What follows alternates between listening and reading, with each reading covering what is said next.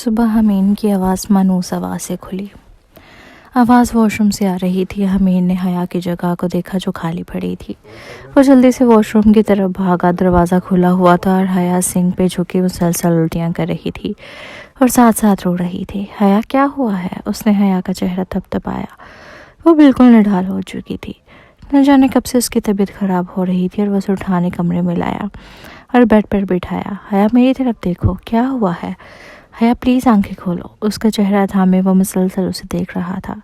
چہرہ بالکل زرد پڑ رہا تھا۔ حیا کو دوبارہ ابکائی آنے لگی تو ہمیں نے جلدی سے روم ڈسٹ بین اس کے سامنے رکھی، لیکن اب اسے صرف ابکائی آ رہی تھی۔ جیسی ابکائی آنے لگتی وہ پیٹ پر اس جگہ ہاتھ رکھتی جہاں گولی لگی تھی اور ہمیں کو لگا کہ کوئی اس کی جان نکال رہا ہے۔ وہ حیا کو گود میں اٹھائے کار تک لایا اور دروازہ کھول کر اندر بٹھایا اور خود جلدی سے ڈرائیونگ سیٹ پر بیٹھا اور بھگاتا ہوا ہاسپٹل پہنچا۔ اگر اس کا شک صحیح نکلا اور اگر حیا کو کچھ ہوا تو کیا کرے گا؟ ہاسپٹل پہنچ کر ڈاکٹر نے حیا کو گائنیکولوجسٹ کے سیکشن کی طرف بھیجا۔ ہمین کا دل زور زور سے دھڑک رہا تھا۔ آپ ان کے ہسبینڈ ہیں؟ جی۔ مبارک ہو، you are going to be father. ان کی بات پر ہمین مسکرا بھی نہ سکا۔ اسے اتنا درد کیوں ہو رہا ہے؟ آپ ان کے شوہر ہیں۔ اگر آپ کی شادی ابھی ہوئی ہے تو یقیناً شادی سے پہلے کوئی حادثہ آپ کی وائف کے ساتھ ہوا ہے۔ ان کی پریگننسی بہت مشکل ہے، اس میں ان کی جان کو بھی خطرہ ہو سکتا ہے۔ تو مسٹر حمین، آپ مجھے بتائیں گے کہ ان کے ساتھ کیا ہوا تھا؟ ڈاکٹر کے لہجے میں طنز کی میسج تھی۔ کیا ہم ابورٹ نہیں کروا سکتے؟ ان کی بات نظر انداز کر کے حمین نے کہا تو ڈاکٹر نے غصے سے اسے دیکھا۔ یہ آپ کو سوچنا چاہیے تھا، اگر آپ کچھ احتیاط کر لے تو آج آپ کی وائف اس کنڈیشن میں نہ ہوتی۔ ان کی بات پر وہ خاموشی سے حیا کو دیکھنے لگا جو دوائی کے زیر سے سو رہی تھی۔ یہ میں نے کچھ میڈیسنز لکھی ہیں، ان کی پابندی کروائیں۔ جوس، انڈے، طاقت کی چیزیں کھلائیں، انشاءاللہ اللہ بہتر کرے گا۔ ہمین کو گمسم دیکھ کر ڈاکٹر نے اپنے لہجے کو نرم کیا۔ ہمین سارے راستے خاموشی سے بیک ویو مرر میں نظر آتے حیا کے وجود کو دیکھتا رہا۔ وہ حیا کو اٹھائے گھر آیا تو سامنے ہی امی ابو بیٹھے باتوں میں مصروف تھے۔ ہمین کو حیا کو اٹھائے دیکھ کر دونوں آگے بڑھے۔ اللہ خیر کرے، اسے کیا ہوا؟ امی پریشانی سے ہمین سے پوچھنے لگی۔ میں نے حیا کو کمرے میں لٹایا اور اس پر کمبل درست کرتا دروازہ بند کر کے باہر آیا، خاموشی سے صوفے پر بیٹھ گیا۔ حمین، حیا کو کیا ہوا ہے؟ آپ دادی بننے والی ہیں امی، اس نے چہرے پر بشاشت لاتے ہوئے کہا۔ ارے ماشاءاللہ، بہت مبارک ہو۔ وہ خوشی سے کھل اٹھی۔ میں ابھی عالم اور صبا جو ان کے نانا نانی بننے کی خوشخبری دیتی ہوں، کہہ کر وہ اندر چلی گئی۔ البتہ عباس صاحب حمین کا چہرہ غور سے دیکھ رہے تھے۔ یہ وہ حمین نہیں تھا جسے 2 دن پہلے وہ خوش باز چھوڑ کر گئے تھے۔ یہ وہ حمین تھا جو ہاسپٹل میں حیا کے ہوش میں آنے کے انتظار میں دروازے کے پار مشینوں میں جکڑی حیا کو دیکھتا رہتا تھا۔ وہ اٹھ کر اس کے پاس آیا اور اس کی پشت پر ہاتھ رکھا۔ حمین بیٹا، کیا ہوا ہے؟ اور وہیں اس کا سب جواب دے گیا۔ وہ ابو کے سینے میں منہ چھپائے رو دیا۔ ابو، وہ بہت تکلیف میں تھی۔ ابو، میری وجہ سے آج پھر وہ موت کے منہ تک پہنچ چکی ہے۔ ڈاکٹر نے کہا ہے کہ وہ روتے روتے بس بولے جا رہا تھا۔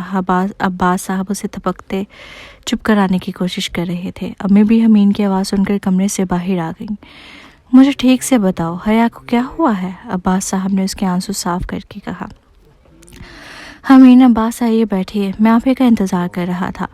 اس کے نوک کرنے پر ڈاکٹر نے فائل پڑھتے ہوئے کہا۔ اس کے بیٹھتے ہی ڈاکٹر نے فائل بند کی۔ آپ کے والد نے بتایا کہ آپ کا نکاح ہوا ہے پیشنٹ کے ساتھ۔ ان کے پوچھنے پر حمین نے چونک کر سر اٹھایا۔ عباس صاحب نے حمین اور حیا کی عزت کے لیے ڈاکٹر سے جھوٹ بولا تھا کہ وہ دونوں منکوح ہیں۔ وہ کیا کہتے کہ جو میرا بیٹا باہر طرف رہا ہے وہ صرف کزنس ہے؟ ہاں جی، میں حیا کا شوہر ہوں۔ عالم صاحب کو میں نے حیا کی کنڈیشن بتا دی ہے، مگر اصل بات آپ کو بتانی تھی۔ آپ اس کے شوہر ہیں اور ہو سکتا ہے شادی قریب ہو۔ خیر، یہ حیا کی رپورٹس ہیں۔ حیا کے پیٹ میں جس جگہ گولی لگی تھی وہ وارم کی بالکل ساتھ میں لگی تھی، جس کی وجہ سے اس کی وارم کو تھوڑا نقصان پہنچا ہے۔ ٹھیک ہونے میں تھوڑا عرصہ لگے گا، لیکن ایسی کوئی پریشانی کی بات نہیں۔ بس آپ کو 2 سال تک احتیاط کرنی ہے۔ شادی نہ کریں تو بہتر ہے، لیکن اگر کرتے ہیں تو آپ کو ان سے دور رہنا ہوگا۔ حیا کی جان کو بھی نقصان پہنچ سکتا ہے، ورنہ نتائج کے ذمہ دار آپ خود ہوں گے۔ ابو، میں کیا کرتا؟ میں حیا کو ایسے نہیں چھوڑ پا رہا تھا۔ وہاں اس کے ماں باپ تھے، اس کا خیال رکھتے، لیکن میں حیا کو اپنی آنکھوں کے سامنے رکھنا چاہتا تھا۔ ابو، میری غلطی ہے، میں مانتا ہوں، لیکن حیا کو بہت تکلیف ہو رہی تھی۔ وہ رو رو کے بتا رہا تھا۔ وہ خاموش ہوا تو عباس صاحب کچھ دیر سوچتے رہے، پھر حمین کا اشارہ تھپکا۔ بے فکر رہو، اللہ نے نعمت دی ہے تو حفاظت بھی وہی کرنے والا، اللہ کے سپرد کر دو۔ کراچی میں میرا دوست ہے شفیق، ماہر گائنیکولوجسٹ ہے، تم حیا کو لے کر کراچی جاؤ، میں اسے اپائنٹمنٹ لے لوں گا، اور ہاں اس بات کا حیا کو پتہ نہیں چلنا چاہیے۔ ان کی تسلی دینے پر حمید خود کو ہلکا پھلکا محسوس کرنے لگا۔ وہ کمرے میں آیا تو حیا بیڈ گراؤنڈ سے ٹیک لگائے بیٹھی اپنے ناخن دیکھنے میں مگن تھی۔ حمید نے اس کے سامنے آ کر بیٹھا اور اس کا ہاتھ اپنے ہاتھوں میں لے لیا۔ حیا نے چونک کر سر اٹھایا تو حمید کو دیکھ کر چہرے پر مسکراہٹ آ گئی۔ تم خوش ہو؟ حمید کے چہرے کو ہوشی نظروں سے دیکھ رہی تھی۔ ہاں بہت خوش ہوں، اس نے زبردستی کی مسکراہٹ چہرے پر سجا کر کہا۔ حیا ہم کراچی جا رہے ہیں، ابو کہہ رہے ہیں کہ وہاں اچھے ڈاکٹرز ہیں۔ اس کی بات پر حیا کا منہ بن گیا۔ مگر کیوں، میں کیا کروں گی وہاں سارا دن؟ تمہیں کچھ کرنے کی ضرورت نہیں ہے، وہاں ملازم ہے، ابو نے کچھ دن پہلے ہی نیا گھر ہم دونوں کے لیے بنوایا تھا میری جاب کی وجہ سے، مگر ابھی سے ضرورت پڑ گئی۔ حمید کے بتانے پر وہ خاموش ہو گئی۔ اس کی ویسے ہی طبیعت عجیب ہو رہی تھی۔ اگلے دن دوپہر 1 بجے کی فلائٹ سے وہ دونوں کراچی آ گئے۔ گھر بڑا تھا، باہر چھوٹا سا لان، اندر نیچے کے پورشن میں بڑے بڑے 3 کمرے جن میں نیا فرنیچر ڈلوایا گیا تھا، اوپن کچن، اور گھر بہت اچھا بنوایا گیا تھا۔ حیا کو بہت پسند آیا تھا۔ اگلے دن حمید حیا کو ڈاکٹر شفیق کے پاس لے آیا، جو چہرے سے ہی شفیق لگتے تھے۔ حیا کا تفصیلی چیک اپ، الٹرا ساؤنڈ وغیرہ کروایا گیا تھا۔ اس کا 3را مہینہ ختم ہونے والا تھا، لیکن کسی کو بھی اندازہ نہ ہو پایا تھا۔ حیا کا کیس بالکل سیریس نہیں ہے، ہاں بس کچھ کمپلیکیشنز ہوں گی، لیکن کچھ ایسا مسئلہ نہیں ہے۔ باس ڈاکٹر کو عادت ہوتی ہے بڑھا چڑھا کر بتانے کی۔ اب بالکل بے فکر ہو جاؤ، اللہ بہتر کرے گا انشاءاللہ۔ دن ہوا کی رفتار سے گزرنے لگے۔ حمید حیا کا خوب خیال رکھتا، اسے دوائی، جوس، فروٹس اپنے ہاتھوں سے کھلاتا، اکیڈمی سے ہر ویکنڈ پر حیا سے ملنے آتا، سارا دن اس کا خیال رکھتا۔ لیکن حمید بچوں کے حوالے سے بات نہیں کرتا تھا اور نہ ہی حیا کے بڑھتے وجود کو دیکھتا۔ وہ بات کرتے ہوئے مسلسل حیا کے چہرے کو دیکھتا یا زمین کو۔ وہ چھپ چھپ کے بچوں کی تصویریں دیکھتا۔ حیا کے ملنے سے پہلے وہ حیا سے خاموش محبت کرتا آیا تھا، اور اولاد کے ہونے سے پہلے وہ اولاد سے خاموش محبت کر رہا تھا۔ حیا شدت سے یہ بات نوٹ کر رہی تھی، پھر بھی اسے حمید پر غصے کی بجائے پیار آتا تھا۔ وہ ان دنوں جیسے اذیت سے ان دونوں گزر رہا تھا، حیا کو بخوبی اندازہ تھا۔ اس دن جب حمید عباس صاحب کو ڈاکٹر کی بات بتا رہا تھا، حیا کی آنکھ حمید کے رونے کی آواز پر کھلی تھی۔ کوئی ہائی ڈوز نہیں تھی، سارا رستہ سوتی آئی تھی، اس لیے حمید کے رونے اور عباس صاحب کی آواز پر اس کی آنکھ کھل گئی تھی، اور دروازے کے اس پار اس نے سب سن لیا تھا۔ اور اب بھی ڈاکٹر کی تسلی دلانے کے باوجود وہ پریشان ہی رہتا تھا۔ اشنا خالہ حیا کی وجہ سے کراچی آ چکی تھی، حمید تو گھر میں ہوتا نہیں تھا۔ وہ دونوں روز ہی شاپنگ کے لیے جا رہی تھی۔ اس دن بھی وہ بچوں کے سیکشن میں کپڑے دیکھ رہی تھی کہ اچانک اپنے نام کی پکار سن کر مڑی۔ ماہم اسے حیرانی سے دیکھتے اس کی طرف بڑھ رہی تھی۔ وٹ اے پلیزنٹ سرپرائز، کیسی ہو؟ ٹھیک ہوں، تم کیسی ہو؟ میں بھی ٹھیک، میری فرینڈ کے بیٹا ہوا ہے، اس کے لیے گفٹ لینے آئی تھی اپنے شوہر کے ساتھ، اور مبارک ہو تمہیں بھی، اور حمید کو بھی میری طرف سے مبارکباد دینا۔ ضرور، تم آنا اپنے ہسبینڈ کے ساتھ میرے گھر۔ ہاں آنا تو تھا، مجھے تم سے کچھ باتیں بھی کرنی تھی۔ کیسی باتیں؟ ہم کہیں بیٹھ کر باتیں کر لیں۔ ماہم کے کہنے پر وہ دونوں قریب بنے ریسٹورینٹ میں آ گئیں۔ میں نے حمید سے ایک جھوٹ بولا تھا، اور پھر ماہم نے ساری بات اسے بتا دی۔ ماہم کے بتانے پر حیا کو حمید کی وہ باتیں یاد آئیں، لیکن حمید نے اسے آج تک یہ نہیں بتایا تھا کہ ماہم نے کیا کہا تھا، لیکن آج ماہم نے خود اپنے منہ سے اعتراف کر لیا تھا۔ مجھے بہت خوشی ہوئی ماہم کہ تم نے اعتراف کر لیا اپنی غلطی کا، لیکن ایک بات ہمیشہ یاد رکھنا، تمہارا ایک جھوٹ کسی کی زندگی برباد کر سکتا تھا۔ اللہ کا خاص کرم ہوا کہ اللہ نے حمید کو مجھے ملا دیا، لیکن اگر میں کوئی جذباتی لڑکی ہوتی تو اسی رات خودکشی کر لیتی، جس رات میں نے حمید کو نفرت میں ڈوبی آواز سنی تھی۔ خیر، جو ہوتا ہے اچھے کے لیے ہوتا ہے۔ اللہ تمہیں زبیر بھائی کے ساتھ ہمیشہ خوش رکھے، خدا حافظ۔ شام کو جب وہ گھر پہنچی تو امی اور حمید بے چینی سے ٹہر رہے تھے۔ اسے آتا دیکھ کر وہ غصے سے اس کی طرف بڑھا۔ کہاں گئی تھی تم اس حالت میں، وہ بھی امی کے بغیر؟ شاپنگ پہ، وہ معصومیت سے کہتی حمید کی آنکھوں میں دیکھنے لگی۔ حمید اس کے دیکھنے کے انداز پر چونکا، اور اگلے ہی پر وہ حمید کے گلے لگے رو پڑی۔ حمید ہمیشہ اسے ہر چیز سے بچاتا آیا تھا جس سے اسے تکلیف پہنچنے کا اندیشہ ہو، پھر چاہے وہ ماہم کی کہی بات ہو یا ڈاکٹر کی، ہر اذیت وہ خود جھیلتا آیا تھا۔ حمید اس کے رویے کو نہ سمجھ سکا۔ پھر امی آ گئے اور کچھ دیر بعد وہ اکیڈمی چلا گیا۔